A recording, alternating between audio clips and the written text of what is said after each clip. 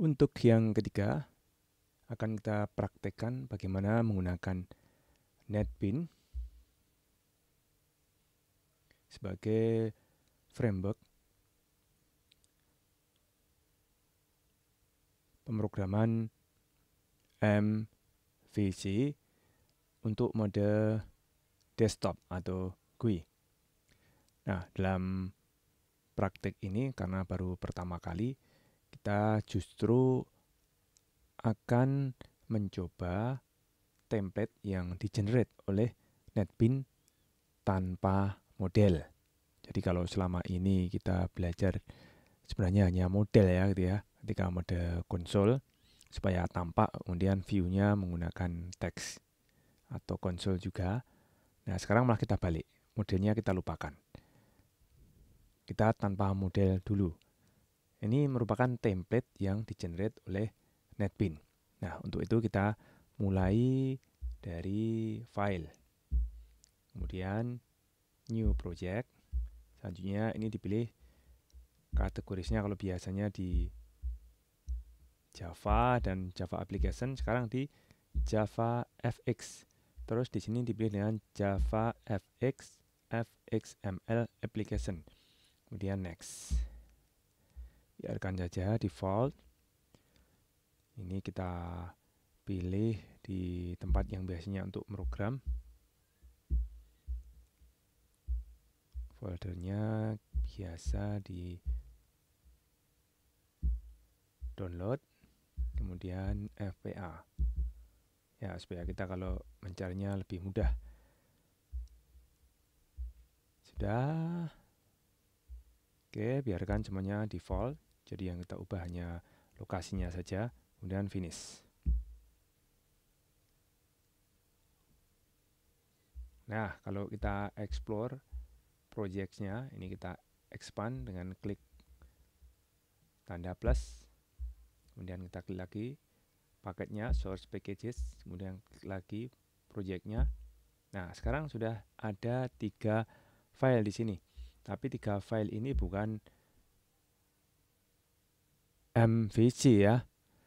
Ini tidak ada M-nya. Ini yang pertama ada file fxml. Ini adalah file view-nya atau file tampilan antarmuka yang bisa diedit dengan scene builder secara visual. Tapi ini kalau kita klik kanan ada editnya. Tapi ini edit secara teks, secara pemrograman. Ini hanya programmer yang bisa. Dan kita tidak akan mengarah ke sana. Jadi lupakan saja mengedit file fxml ini secara manual dengan editor ini. Jadi ini kita tutup saja. Kemudian yang kedua ini sudah kelihatan ada nama default controller. Ini adalah file controller. Nanti akan kita pelajari bagian-bagian dari file ini yang sering kita gunakan. Kemudian yang terakhir, ini dilihat dari namanya sudah sama dengan nama projectnya. Ini adalah main programnya, main kelasnya. Ini kalau kita double klik, masuknya di sini.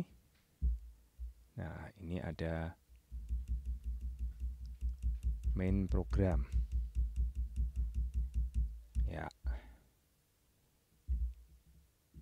Ada void main.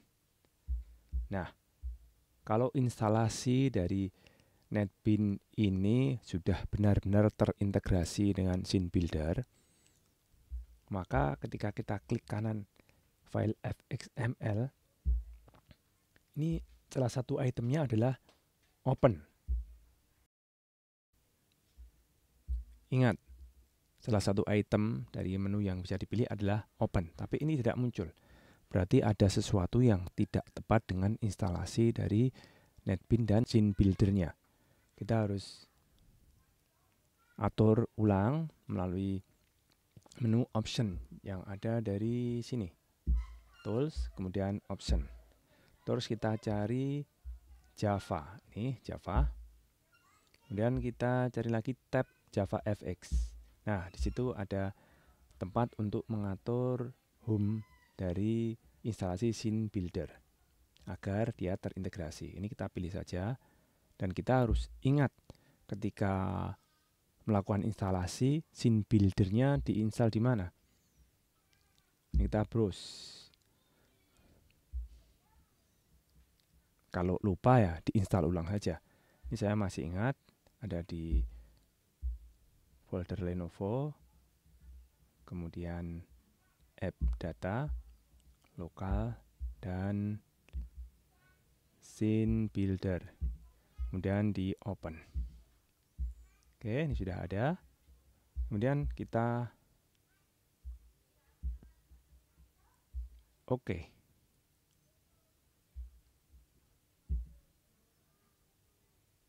Nah, kita sudah melakukan pengaturan ulang dengan masalah integrasi scene builder dengan NetBeans.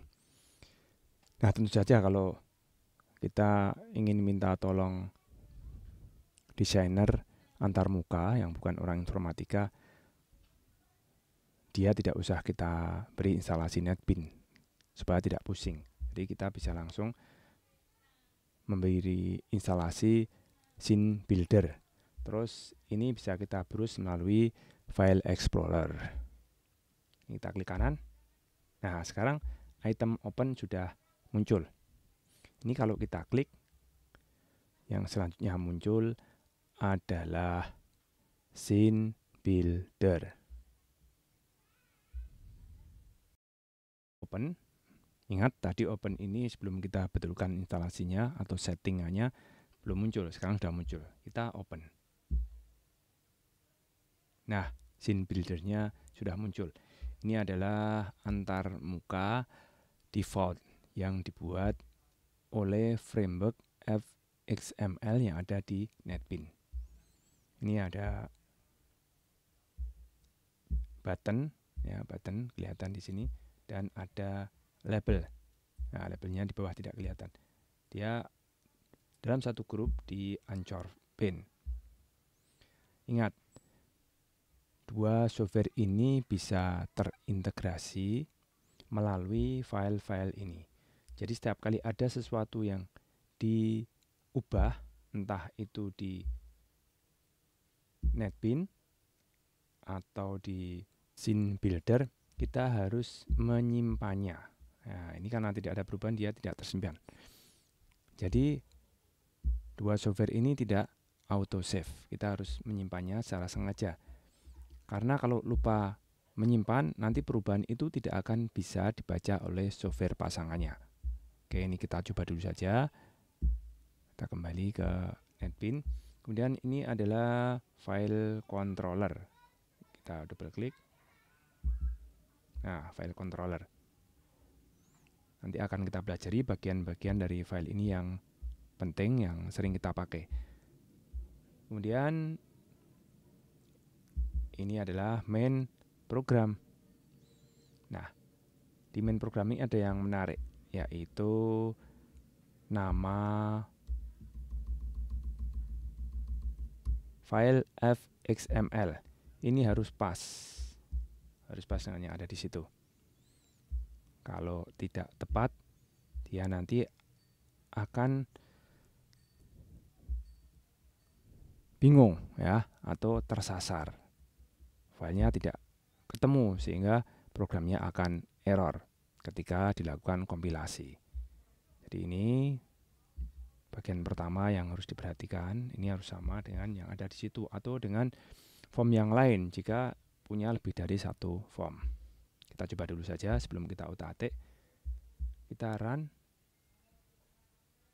Nanti kalau kita mengutak-atik file ini akan lebih bagus jika ketika melakukan run dari menu, kemudian kita clean and build. Ini karena pertama kali langsung saja run begini, tidak masalah. Oke, ini sudah melakukan running. Nah, aplikasinya sudah keluar seperti ini. Ini kalau diklik, muncul Hello World di bawahnya, dan di konsol juga ada You Click Me. Ya, ini campur aduk ya antara desktop dan konsol. Namanya juga template. Kita harus menyesuaikannya. Jadi sekali lagi ini belum ada model. Baru view sama controller dan main class atau main program.